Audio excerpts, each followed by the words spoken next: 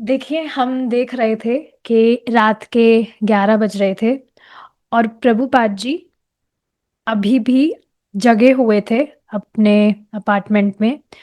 और वहाँ पर किचन एरिया में एक लाइट थी जो जल रही थी। तो प्रभुपाद जी का एक मोटिव था, एक गोल था कि वे इस तरह से रात में क्यों जगे थे।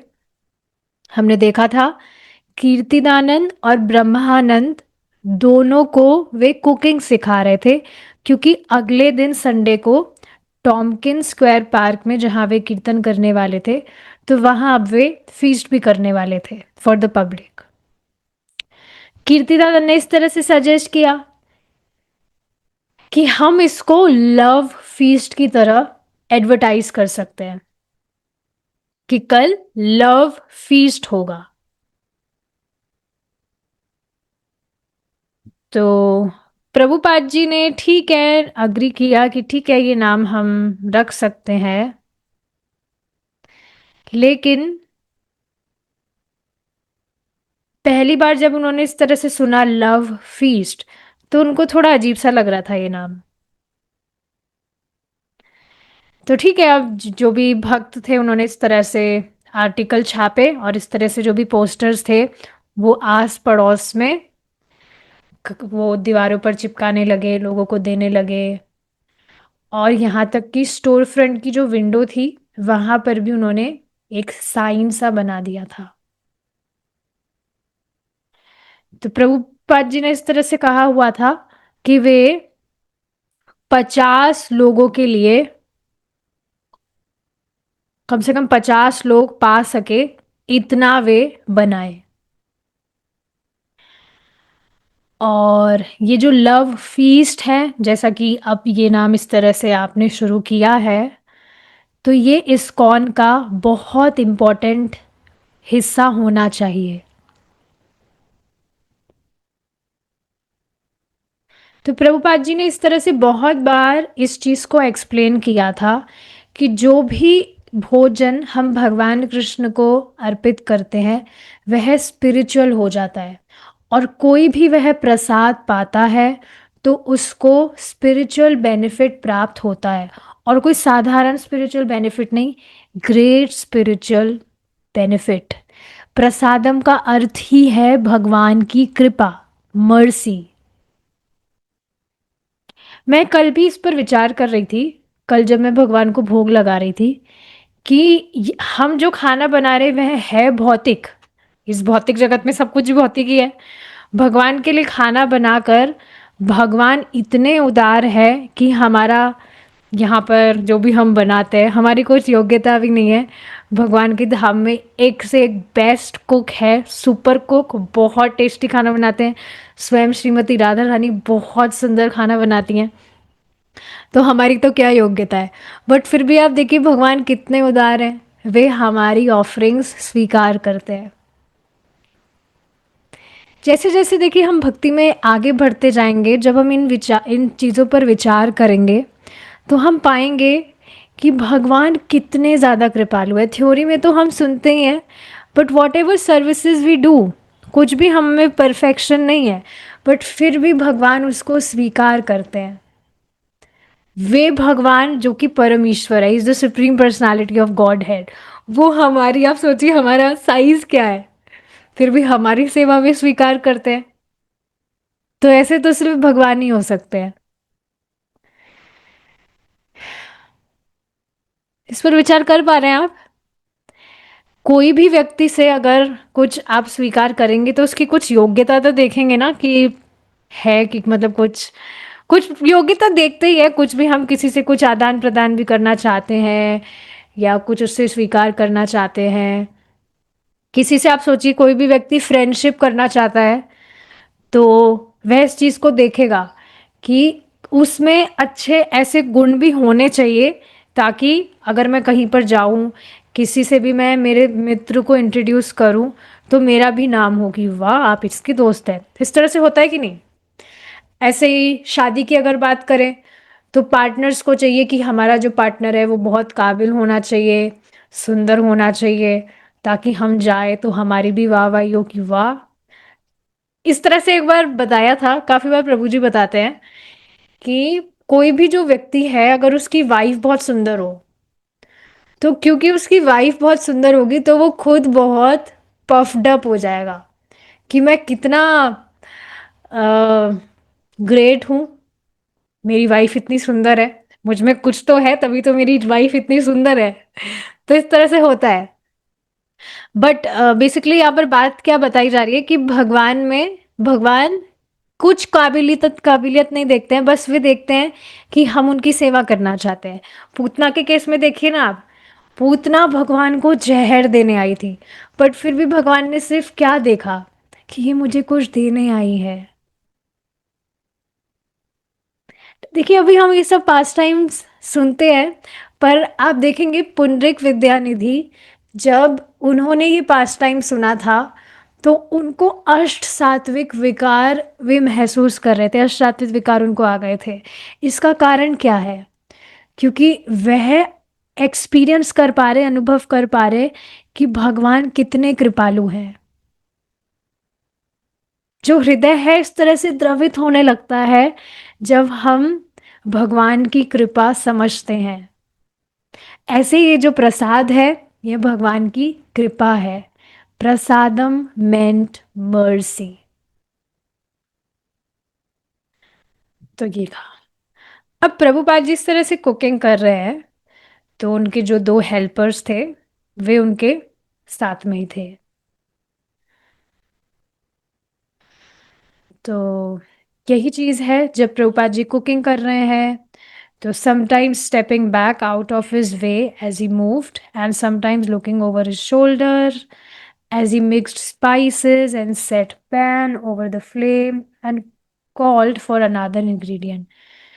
आपने अगर कभी कोई कुकिंग वर्कशॉप अटेंड की हो, नहीं भी की हो तो कोई दिक्कत नहीं है।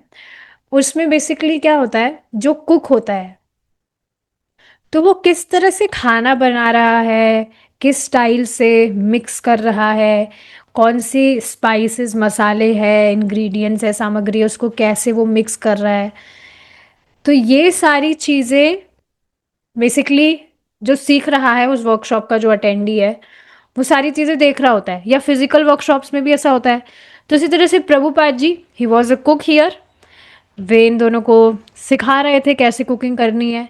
तो कैसे मसाले मिक्स कर रहे हैं, कैसे पैन को, जो बर्तन है उसको फ्लेम पर चढ़ा रहे हैं, या दूसरी सामग्री कुछ उनको चाहिए, तो ये सारी चीज़ें वे नोटिस कर रहे थे, because Kirtiyananda and Brahmananda was there to learn कैसे कुकिंग करना है। तो एक बड़े से पॉट में वे स्वीट राइस बना रहे थे। स्वीट राइस मीन्स खीर बोल सकते हैं। तो बहुत बड़ा वो पॉट था और उसको हिला रहे थे। हिलाना मतलब चलाना, कलछा उसमें चलाना। तो उसको लगातार चलाना होता है ताकि वो नीचे से लग ना जाए। और फिर चलाते चलाते उसमें धीरे धीरे दूध डाल रहे थे। अगर खीर जल जाती तो पूरा नुकसान हो जाता, उन्होंने इस तरह से कहा प्रभुपाद जी ने। तो इस वजह से उन्होंने कीर्तनानंद को चमचा पकड़ाया और उन्हें कहा कि ये लगातार चलाना है, अगर ये जल गई तो फिर खराब हो जाएगा पूरा, सामग्री की सामग्री वेस्ट होगी और टाइम का टाइम खराब जाएगा। दुख हो जाता है ना कभी अगर ऐसे कुछ नुकसान हो जाए तो। अभी मुझे याद है, एकादशी के दिन की बात है, मैं आलू की सब्जी बना रही थी। तो उसमें मैंने कुछ ग्रेवी जो होती है, उसको मैंने ब्लेंड किया था। तो अब क्या हुआ, उस जार को मैंने रखा प्लेटफॉर्म पर और मैं कुछ कर रही थी, तो मेरा हाथ से उस जार पर टल्ला लग गया और वो पूरा का पूरा ब्लेंडर जो उसमें ग्रेवी मैंने पीसी थी वो पूरी की पूरी प्लेटफॉर्म पर फैल गई। मुझे इतना खराब लगा था, अरे ये क्या हो गया। बहुत दिनों बाद इस तरह का कुछ हुआ था, नहीं तो ऐसे होता नहीं है, भगवान की कृपा है। बट बहुत दिनों बाद इस तरह से कुछ ऐसे नुकसान हुआ तो थोड़ा खराब तो लग रहा था। पर फिर प्रभु जी की बात याद आ रही थी कि जो हुआ उस पर रिपेंट करने से वापस तो वो स्थिति पहले जैसी नहीं हो जाएगी। तो ठीक है, अब उस पर विचार ना करके आगे क्या किया जा सकता है उसको देखना चाहिए।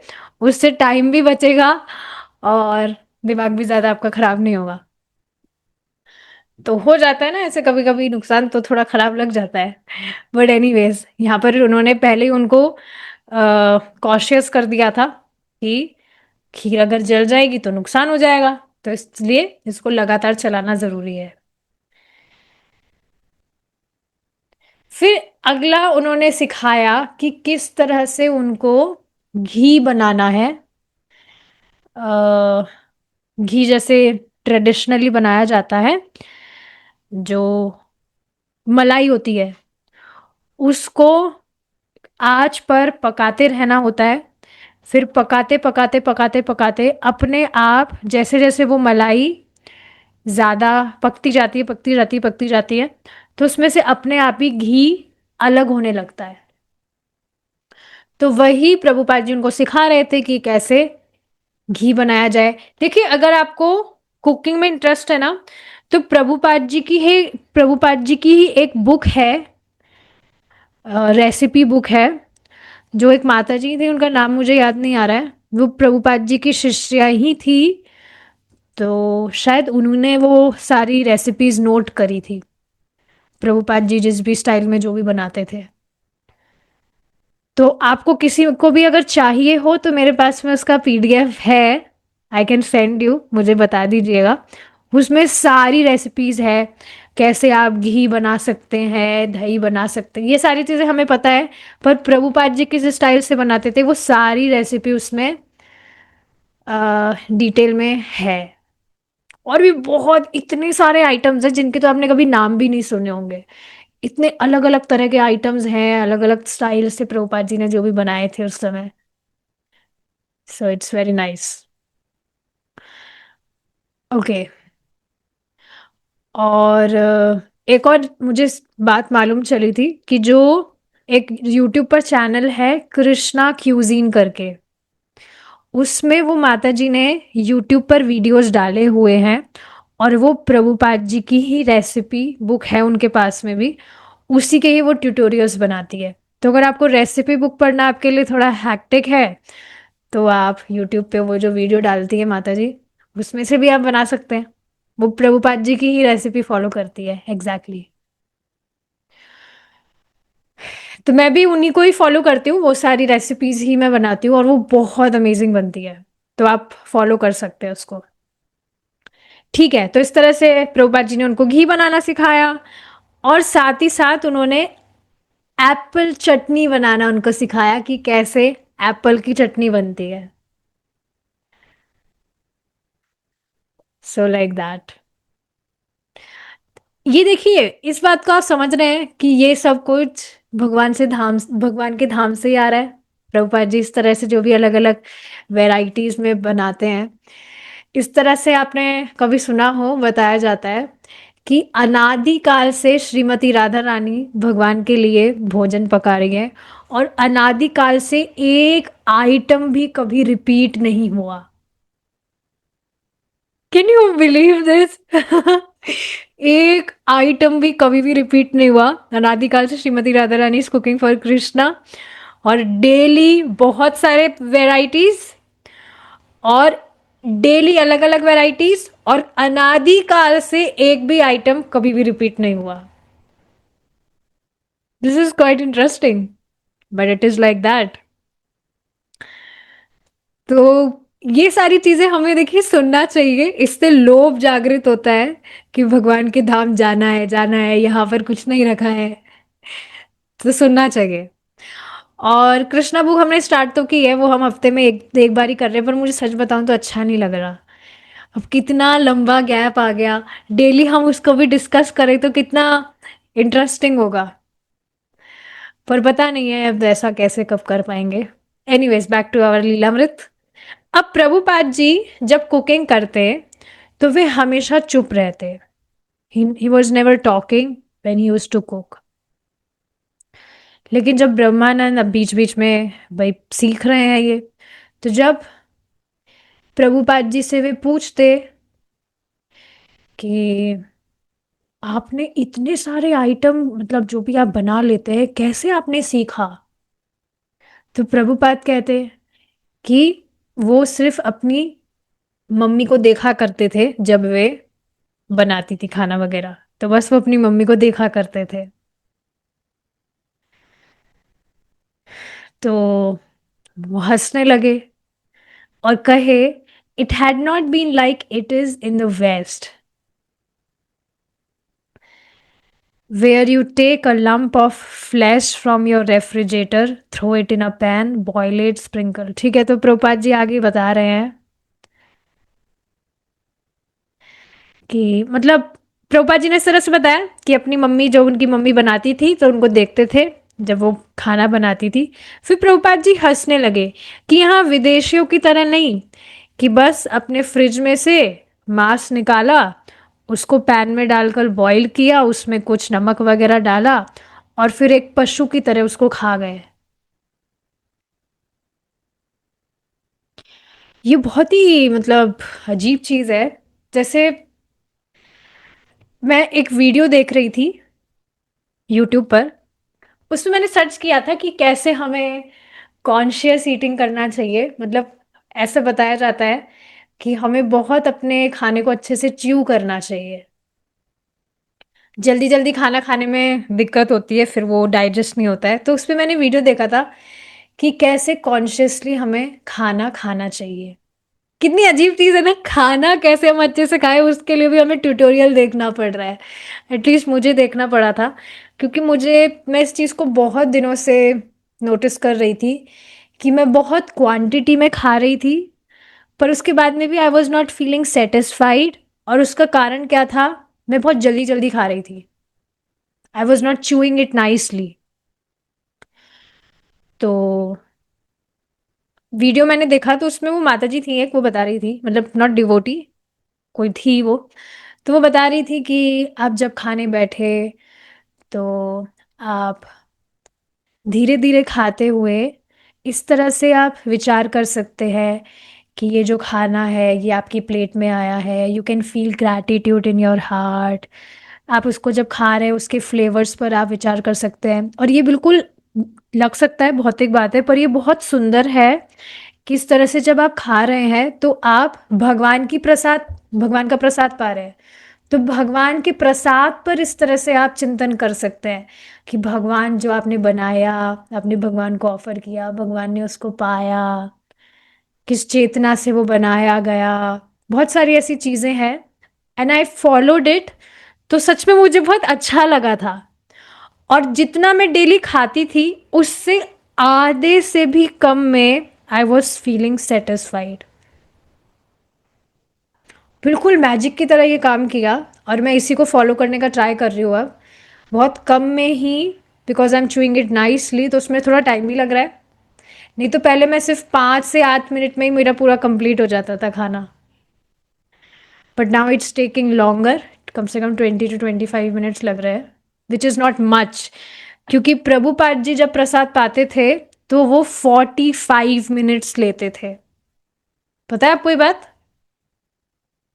45 मिनट्स प्रभुपाद जी को लगते थे जब प्रभुपाद जी प्रसाद पाते थे, because he use to chew very nicely.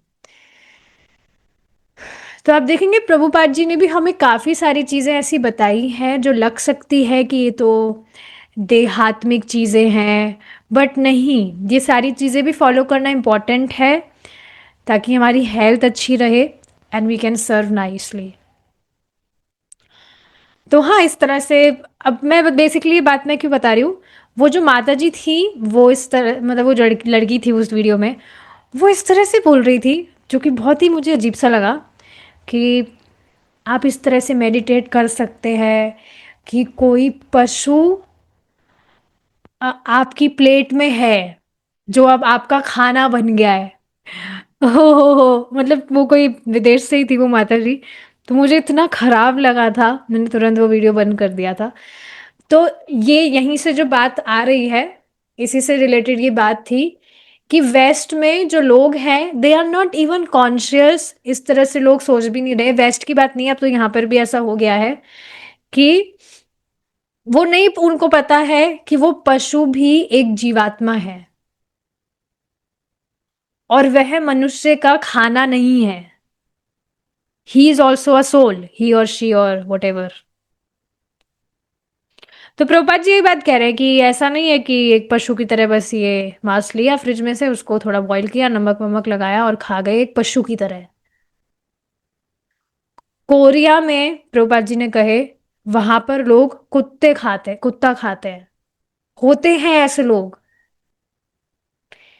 लेकिन मनुष्यों को सिर्फ अनाज, फल, सब्जियां, दूध, ये सब उनको खाना चाहिए। और स्पेशली जो काउज है, उनकी तो कभी भी हत्या नहीं की जानी चाहिए। इस पर देखिए, अगर आप विचार करेंगे तो आप पाएंगे कि काफी सारी चीजें भक्ति में आने के बाद में आप ऑलरेडी फॉलो कर रहे हैं, जो आपके लिए बहुत नेचुरल हो गया है। मैं सच में इस पे विचार कर रही थी कि भक्ति का प्रोसेस कितना सुंदर है ना। बहुत सारी चीजें तो आप अपने आप ही फॉलो करने लगे। आपको ऐसा नहीं कि कुछ फोर्स किया किसी ने, अपने आप ही भक्ति करते करते जैसे जैसे कॉन्शियसनेस प्यूरिफाई होती है, तो अपने आप ही व्यक्ति चाहता है कि वो और अच्छी चीजें अपने जीवन में फॉलो करे।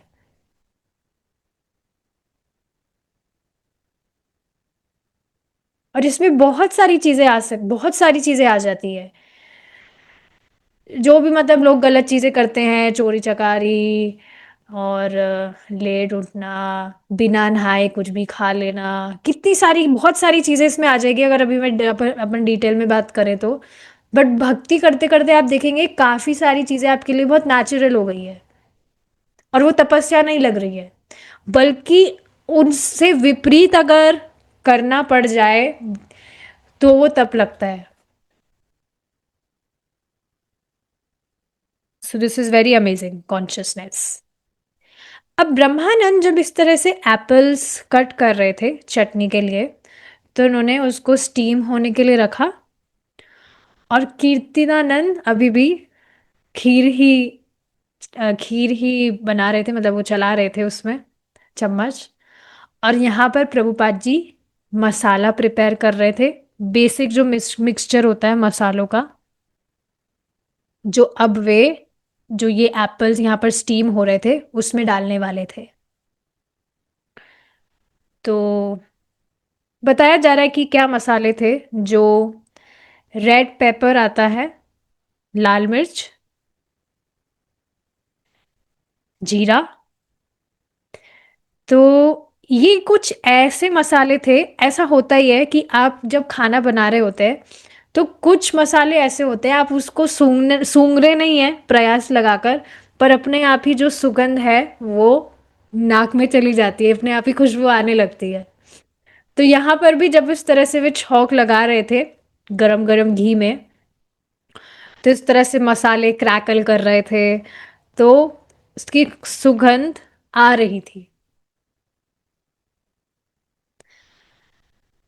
तो उस गैस पर तीन चीजें बन रही थी। एक एक एक गैस पर खीर बन रही थी, एक गैस पर एप्पल स्टीम हो रहे थे, और तीसरी गैस पर मसाला, जो वो छौंक तैयार कर रहे थे प्रभुपाद जी। और प्रभुपाद जी बार बार में उनको चेतावनी दे रहे थे कि कीर्तिदानंद, जो खीर है वो लगातार हिलाते रहिएगा, और नीचे से स्पेशली, ऊपर ऊपर से नहीं हिलाना, नीचे जो बॉटम होता है उधर भी थोड़ा स्क्रैप करना है, ताकि जो खीर है वो नीचे से लग ना जाए। और देखने के लिए कि खीर ठीक है, सही तरह से चला रहे हैं कि नहीं, उन्होंने कीर्तिदानंद के हाथ से ली चम्मच, और उन्होंने देखा कि अगर जो खीर थी वो सही से पक रही है कि नहीं। तो ये सारी जो चीजें थी, ये बेसिकली एक दिन पहले ही, फीस्ट के एक दिन पहले ही बन सकती थी, यहाँ बताया जा रहा है। तो इस तरह से बताया जाता है कि जो दूध के आइटम होते हैं, चटनीज वगैरह, पापड़ वगैरह हुए, ये सब पहले से बनाए जा सकते हैं। ऐसा बता, एक बार आपने, अगर आपको याद हो, श्रीमद् भागवतम की क्लास में, शायद नहीं, श्रीमद् भागवतम की नहीं, भगवत गीता की क्लास में टॉपिक आया था जिसमें भगवान सात्विक, राजसिक और तामसिक खाना जो होता है उसके विषय में बताते हैं 17th चैप्टर में। तो उसमें ही ये बात आ रही थी कि भाई बर्फी वगैरह जो होती है वो तो एडवांस में बनी होती है, वो तो ज़रूरी नहीं होता कि हैंड टू हैंड ही बनाकर लगाओ।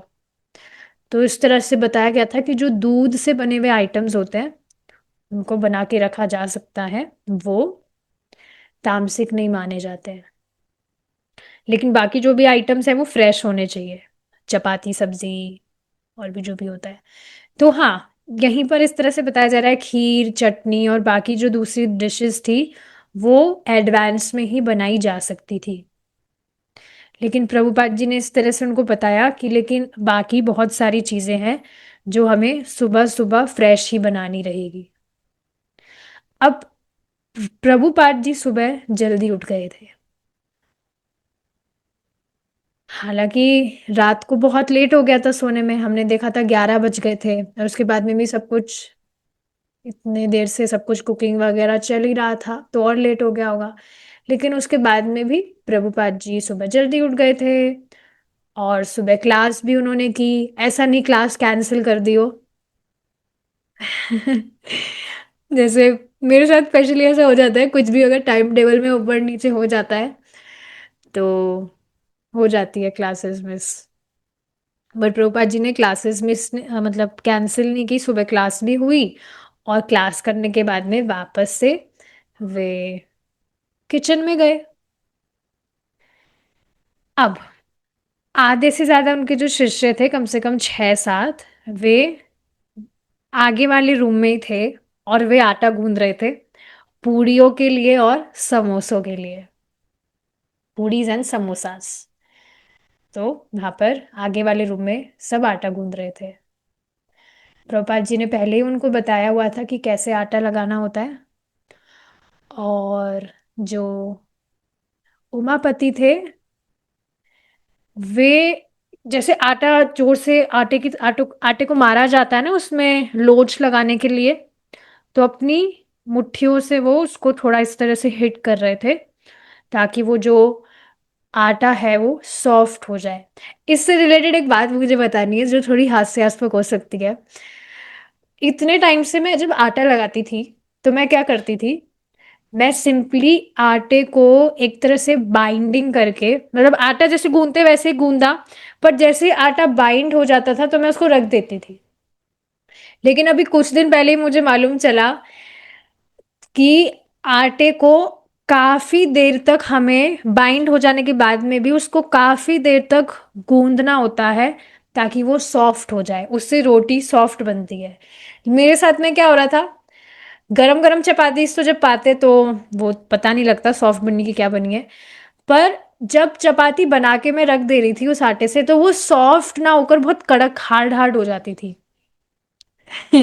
अब आप हंस सकते हैं कि अरे इसको आटा लगाना भी नहीं आता। बट यस, मुझे नहीं पता था ये बात। हालांकि सुना था, बट फिर मैंने जब इसको ट्राई करके देखा तो सच में काम किया है ये। तो अगर किसी को पता ना हो तो यू कैन लर्न। आटे को पूरा बाइंड हो जाने के बाद में भी उसके काफी टाइम तक गूंथने रहने से वो सॉफ्ट हो जाता है आटा और आपकी चपातीज भी सॉफ्ट बनती है। तो ऐसा ही कुछ ये भी यहाँ पर कर रहे थे उमापति। लेकिन ब्रह्मानंद आटा गूंदने में ज्यादा अच्छे थे। क्यों? क्योंकि उनकी जो बॉडी थी वो एक रेसलर की तरह थी और वो बहुत बहुत मात्रा में भी आटा लगा सकते थे। सो यस, बहुत उनमें मतलब एक रेसलर की बॉडी में जितना वेट होता है वैसे उनकी बॉडी थी और इस वजह से आटा वो ज्यादा अच्छे से लगा सकते थे। अब जैसे ही प्रभुपाद जी वापस कमरे में आए देखने के लिए कि पूड़ी की जो क्वालिटी है वो कैसी क्या है, तो उनके जो भी शिष्य थे वो बहुत ही रेस्पेक्ट के साथ में देख रहे थे उनको। और हमेशा ऐसा नहीं था कि मतलब प्रभुपाद जी जब भी वहां पर आते थे तो प्रभुपाद जी के शिष्य थोड़े गंभीर हो जाते थे ना, थोड़ा सम्मान और रेस्पेक्ट और थोड़ा फियर, फियर मतलब वैसे वाला फियर नहीं, बट ऐसा होता है थोड़ा, मतलब हेजिटेशन जिसको कहा जाए। तो जब भी प्रभुपाद जी होते थे तो ऐसा नहीं था कि प्रभुपाद जी को बहुत लाइटली लेते थे वहां पर कि ये तो ऐसे ही है, नहीं। They were very respectful, they used to be very serious जब भी प्रभुपाद जी उनके समक्ष हुआ करते थे। तो प्रभुपाद जी ने एक पूड़ी उठाई देखने के लिए कि कैसी क्या बनी है। तो प्रभुपाद जी ने कहा, it is not to the standard. उतनी मतलब जैसी होनी चाहिए वैसी नहीं है, बट होनी चाहिए। अब उसका कारण क्या था, क्योंकि जो वो पूड़ियाँ बनाई थी वो अच्छी शेप में नहीं थी, ऑडली शेप्ड पीसेस। जो आपको पता है पूड़ी बनाने से पहले हमें लोई बनाने होते हैं, तो वो जो उन्होंने लोई बनाए थे वो भी बहुत अच्छी शेप के नहीं थे, वो ऐसे ही आड़े बांके टेढ़े से थे। तो प्रभुपाद जी ने उनको सिखाया कि भाई कैसे गोल करना है बॉल्स आपको, फिर कैसे जो पूड़ी की जो शेप है। अब आप सोचेंगे ये इतनी डिटेलिंग की क्या जरूरत है, पर इस बात को देखिए हमें याद रखना चाहिए that we are cooking it for Krishna. और जब भगवान के लिए बना रहे तो सब कुछ एकदम परफेक्ट होना चाहिए। Everything should be perfect, like एकदम परफेक्ट, क्योंकि हम भगवान के लिए बना रहे हैं। इस वजह से जो भी इंग्रेडिएंट्स भी हम यूज करते हैं वो बहुत ही अच्छी क्वालिटी की होनी चाहिए, क्योंकि हम भगवान के लिए बना रहे हैं। तो ये सारी चीजें हैं। इस पर मैं देखिए एक बार विचार कर रही थी कि भगवान के प्रसाद के बहाने से आ, हमें भी अच्छा मिल जाता है, क्योंकि एटलीस्ट पहले की बात की जाए तो घर में भी इतना क्वालिटी को लेकर कुछ ज्यादा कुछ विचार नहीं करते थे। कैसा भी घी आ रहा है, कैसा भी तेल आ रहा है, या जो भी बाकी सारी चीजें हैं। बट नहीं, अब मैंने इस चीज को मैं देख रही थी कि वी मेक श्योर कि जो इंग्रेडिएंट्स है वो अच्छी क्वालिटी की हो, because it is for Krishna. So yes, that's why Prabhupada ji was very particular about these things कि जो पूरी है उनकी शेप कैसी होनी चाहिए, आड़ी बाड़ी टेढ़ी नहीं होनी चाहिए। तो इस वजह से प्रभुपाद जी ये सारी चीजों को देख रहे थे। एक बहुत ही सुंदर बात इस पर बताई जाती है, love means attention to details. छोटी छोटी बातों में भी आप बहुत सतर्क होंगे, you will be very much conscious. और यह यही ही प्रेम का सूचक है। Love means attention to details. तो ये बहुत सुंदर बात है, और यहाँ पर आप देख ही पा रहे हैं। तो अब प्रभुपाद जी नीचे बैठे, जिस तरह से बैठते हैं स्क्वाट में। स्क्वाट आप जानते हैं ना क्या होता है? उठक बैठक लगाए कभी स्कूल में? तो जैसे उठक बैठक बैठक में जिस तरह का हमारा पोस्चर होता है, उस तरह से प्रभुपाद जी नीचे बैठे और उनको सिखा रहे थे कि किस तरह से उनको कितने साइज का तो लेना चाहिए डो, आटा कितने साइज का लेना चाहिए, उसको कैसे गोल करना है, गोल करने के बाद में उसको दबाना है उंगली से, फिर उसको कैसे रोल करना है। सारी चीजें प्रभुपाद जी इस तरह से बता रहे थे, कैसे उसको पलटना है रोल करने के बाद में, और फिर एक सुंदर सी राउंड पूड़ी किस तरह से वो मिल जाएगी। तो इस तरह से प्रभुपाद जी ने उनको सिखाया कि किस तरह से जो पूड़ियाँ है उनका जो साइज है वो पतला होना चाहिए, पर ज्यादा पतला भी नहीं होना चाहिए। तो इस तरह से डिटेल में सारी चीजें प्रभुपाद जी समझा रहे हैं। तो इस तरह से बनाओ, देखो मैंने तुमको डेमो दिखाया यहाँ पर, पूरा डेमो प्रभुपाद जी ने दिखाया, इस तरह से बनाओ, लेकिन थोड़ा जल्दी बनाओ क्योंकि टाइम निकल रहा है। और प्रभुपाद जी को ये भी बाद में मालूम चला, जिस तरह से जब वो सिखा रहे थे, कि जो आटा था वो भी बहुत टाइट उन लोगों ने लगाया था। सख्त आटा था वो थोड़ा। पूरियों का आटा तो हमेशा वैसे भी सॉफ्ट होना चाहिए। कोई अगर नया भक्त आएगा यहाँ पर, कोई भी नया व्यक्ति, वो सोचेगा क्या कुकिंग क्लास चल रही है क्या यहाँ पर? यस, प्रभुपाद जी की कुकिंग क्लास चल रही है, प्रभुपाद जी कुकिंग करना सिखा रहे हैं। तो प्रभुपाद जी ने उसमें थोड़ा घी वगैरह लगाया, और थोड़ा उसमें थोड़ा दूध भी डाला, और फिर उसको फिर से अच्छे से गूंथा, ताकि वो थोड़ा सा ढीला आटा हो जाए, सॉफ्ट आटा हो जाए। तो ऐसा करते प्रभुपाद जी कह रहे थे सब कुछ एकदम सही होना चाहिए, परफेक्ट होना चाहिए। और प्रभुपाद जी के जो शिष्य थे, वो ये छोटी छोटी बातों को भी बहुत कंसंट्रेशन के साथ में नोट कर रहे थे, कि हाँ प्रभुपाद जी ने कहाँ पर कैसे क्या करेक्शन दिया है, आगे ये गलती ना हो, ये सारी चीजें। अब ये बिल्कुल सही बात है, इनमें से पहले किसी ने भी कभी ये सारी बातों के विषय में सुना था? कभी भी नहीं। पूड़ी कैसे बनानी है, समोसा कैसे बनाना है, कभी किसी ने सोचा भी नहीं होगा कि इस तरह से कभी ये लोग पूड़ी या समोसा बनाएंगे। But now they were making it for Krishna.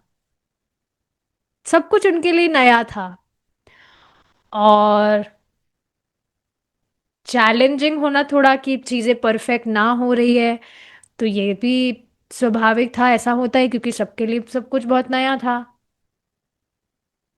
लेकिन ये जो चैलेंजेस हैं, ये भी इम्पोर्टेंट होते हैं, ये हमारी जो भी भक्ति है उसका ही एक हिस्सा होते हैं। तो ये सारी इम्पोर्टेंट चीजें हैं। मुझे सच में ये डिस्कशंस बहुत ही ज़्यादा इंटरेस्टिंग लग रहे हैं, कैसे प्रभुपाद जी और उनके डिसाइपल्स के बीच में कैसे रेसिप्रोकेशन हो रहे हैं, प्रभुपाद जी कैसे डिटेलिंग में उन्हें छोटी छोटी बातें सिखा रहे हैं। ये सब सुन के ही आप देख रहे हैं ना, हम इसको रेलिश कर पा रहे हैं, as if we are present there, हम वहां पर होकर सब कुछ देख रहे हो। इस तरह का फील नहीं आता आपको जब हम ये सारी चीजें सुन रहे हैं, तो कि वहीं पर ही हम मौजूद होकर सब कुछ देख रहे हो जैसे। So yes, this is very beautiful. अब प्रभुपाद जी ने ऑलरेडी बहुत सारा कुकिंग का काम कर दिया था, और यहाँ पर अपने शिष्यों को भी वो सुपरवाइज कर रहे थे, गाइड कर रहे थे कि उनको कैसे क्या करना है। तो ऑलमोस्ट अब कुकिंग कंप्लीट होने वाली वाली थी, और वे वापस से किचन में गए नंगे पैर, और फिर फ्रंट रूम में गए, फिर वापस से अपने खुद के कमरे में गए। तो इस तरह से भागा दौड़ी चली रही थी। और फिर प्रभुपाद जी अपने जब पिछले वाले रूम में गए, तो प्रभुपाद जी के शिष्य उनको देख पा रहे थे अपनी खिड़की से, वहां पर कोई खिड़की होगी, वहां से वे देख पा रहे थे। कभी आपने इस तरह का कुछ फीस्ट वगैरह अरेंज किया है? जैसे थोड़ा मतलब होता है ऐसा, भागा दौड़ी होती है, थोड़ी एनजाइटी भी होती है, बहुत सारा आपको बनाने होते हैं आइटम्स। लेकिन बाद में, स्पेशली मेरे साथ में इस तरह से होता है, बाद में जब भक्त प्रसाद पा लेते हैं और उनको वे संतुष्ट होते हैं प्रसाद पाकर, तो बहुत खुशी होती है कि वाह, पूरा का पूरा जो भी एफर्ट्स, हार्डवर्क जो भी लगा, वो सक्सेसफुल हुआ। तो इसमें बहुत ज़्यादा खुशी मिलती है। तो यही सारी चीज़ें। तो इस तरह से प्रभुपाद जी अब गए। अब प्रभुपाद जी ने देखा कि किस तरह से सारी की सारी जो डिशेस थी, कम से कम 12 डिशेस प्रभुपाद जी ने उस समय बनाई थी, शिष्य शिष्य भी उसमें थे सब। तो उन्होंने देखा कि सबकी सब अब कंप्लीट हो गई थी,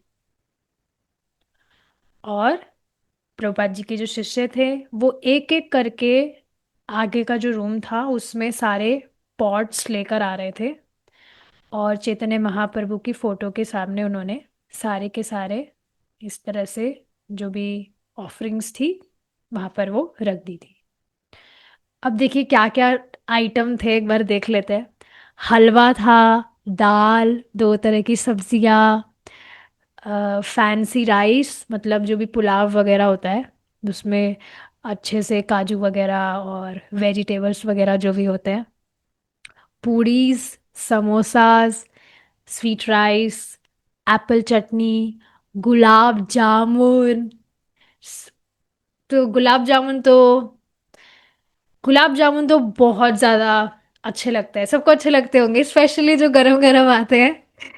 तो इस तरह से देखिए बताया जाता है कुछ इसके पीछे भी एक स्टोरी है कि जो गुलाब जामुन है उनको बुलेट्स कहा जाता था, बुलेट्स, गोल गोल होते हैं। तो ये बुलेट की तरह काम करती है। बुलेट मतलब कि कोई भी उन गुलाब जामुन को पाएगा तो वह बस कृष्ण प्रेम में हो जाएगा। मतलब इसका क्या है कि वो एप्रिशिएट किए बिना रहेगा नहीं। Gulab jamun are very nice. वैसे पता है खाने पीने की बात क्लास में करनी नहीं चाहिए, एटलीस्ट मुझे बहुत दिक्कत होती थी पहले। अभी तो पता नहीं, अभी तो प्रभु जी करते नहीं है खाने पीने की कुछ बात। पहले प्रभु जी जब भी कुछ खाने पीने की बात करते थे क्लास में, तो तुरंत क्लास से मेरा पूरा दिमाग हटकर पूरा उसमें ही एब्जॉर्ब हो जाता था खाने पीने में। और आप यकीन नहीं करेंगे, मुझे बतानी नहीं चाहिए ये सारी बातें। कई बार क्लास को बीच में ही वीडियो ऑफ करके मैं सच में कुछ खाने चले जाती थी उस समय। इस तरह से बहुत ज्यादा इंद्रियों का वेग परेशान करता था। अभी भी ऐसा नहीं है कि सब कुछ ठीक हो गया है, बट पहले से थोड़ा ठीक है सिचुएशन। बट खाने पीने की बातें नहीं करनी चाहिए ज्यादा। तो हाँ, गुलाब जामुन कोई भी व्यक्ति खाएगा तो उसको अप्रिशिएट किए बिना वो नहीं रहेगा। और भगवान के प्रसाद को भी अगर कोई व्यक्ति अप्रिशिएट कर रहा है तो उससे भी उसकी भक्ति बढ़ रही है। तो इस वजह से इनको बुलेट्स कहा जाता है। अगर इसका पूरा नाम देखा जाए तो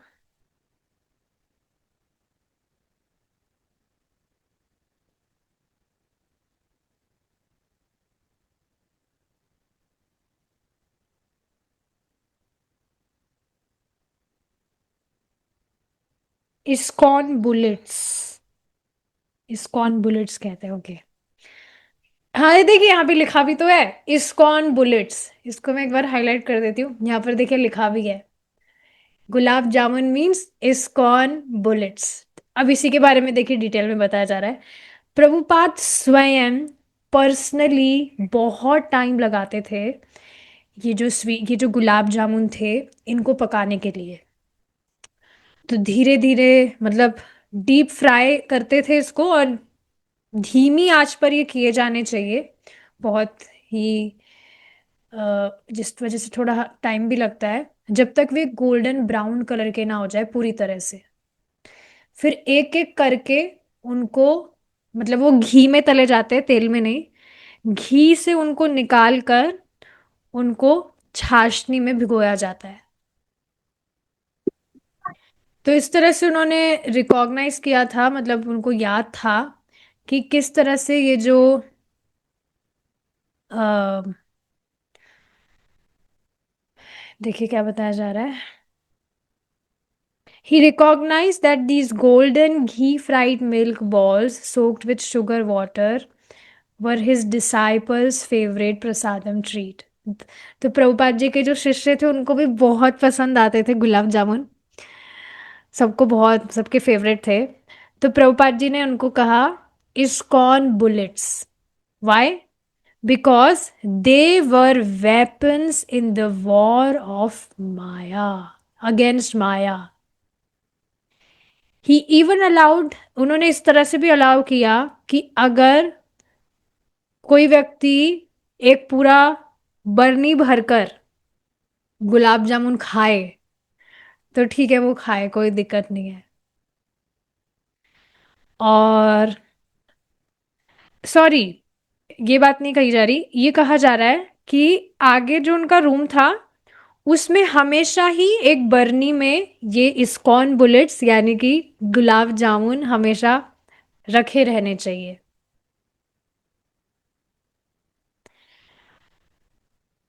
और प्रभुपाद जी के जो भी शिष्य हैं वो बिना इजाजत के, कि परमिशन लेने की जरूरत नहीं है, जब भी खाने का मन हो आराम से खा सकते हैं।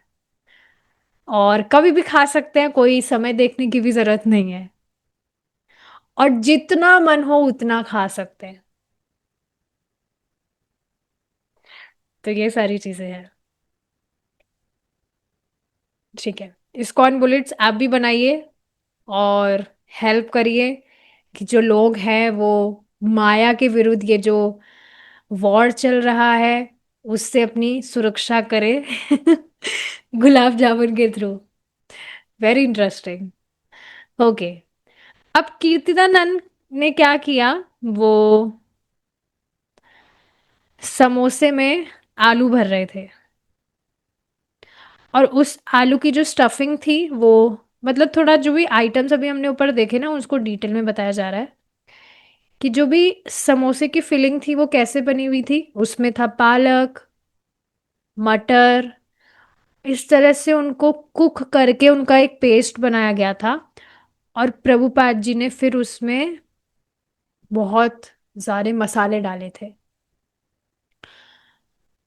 तो अब समोसों में स्टफिंग करना भी एक आर्ट थी, और प्रभुपाद जी ने वहां पर सबको शिष्यों को सिखाया था कि समोसे कैसे बनते हैं। तो यहाँ पर विधि बताई जा रही है, समोसा आप बनाइए। गुलाब जामुन बताई दिया प्रभुपाद जी ने, समोसा बना सकते हैं। पहले एक डो लेना है, मतलब आटा लेना है, उसको गोल करने के बाद में उसे बीच में से काटना है, फिर वो सेमी सर्कल हो जाएगा। अब उस सेमी सर्कल को किस तरह से कोन की शेप देनी है वो प्रभुपाद जी ने दिखाया। अब यहाँ पर मैं ट्यूटोरियल तो आपको नहीं दिखा सकती हूँ, यूट्यूब पर देख लीजिएगा। वैसे तो आप सब एक्सपर्ट है, कुकिंग में बनाते ही होंगे। फिर उसमें स्टफिंग की, स्टफिंग डाली उसमें कम से कम 1 चम्मच भर के, और फिर उसे किस तरह से फोल्ड किया, ऊपर से नीचे से साइड से सील किया उसको। तो समोसे के जो कोने हैं वो थोड़े शार्प होने चाहिए, तो उसमें ज़्यादा वो बढ़िया लगता है। और फिर उनको गरम गरम घी में तला। तो ये सारी चीज़ें घी में तली जानी चाहिए वैसे तो, गुलाब जामुन, समोसे, इस तरह से।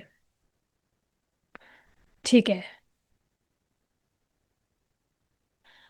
अब बहुत सारी चीज़ें हैं, बहुत सारे आइटम्स हैं, जिसको अब हम कल कंटिन्यू करते हैं क्योंकि टाइम हो गया यहीं पे। We will stop here now. Thank you so much for joining for the cooking class today. हमारा कुकिंग शो जो है वो हम कल कंटिन्यू करेंगे। भगवान ने चाहा तो। श्रीला प्रभुपाद की जय। हरे कृष्णा।